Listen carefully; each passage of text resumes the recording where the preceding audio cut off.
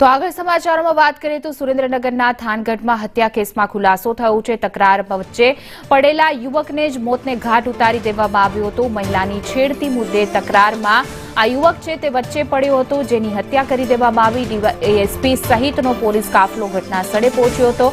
સરોડીમાં મનસુખ સરવૈયાની હત્યા કરી દેવામાં આવી હતી। ઘટનાને લઈ ગામમાં ચુસ્ત પોલીસ બંદોબસ્ત છે તે ગોઠવી દેવામાં આવ્યો છે।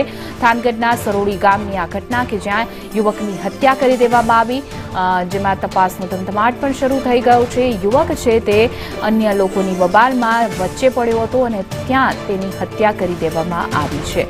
મહિલાની છેડતી મુદ્દે તકરાર ચાલી રહી હતી અને એ તકરારમાં યુવક ભોગ બન્યો છે।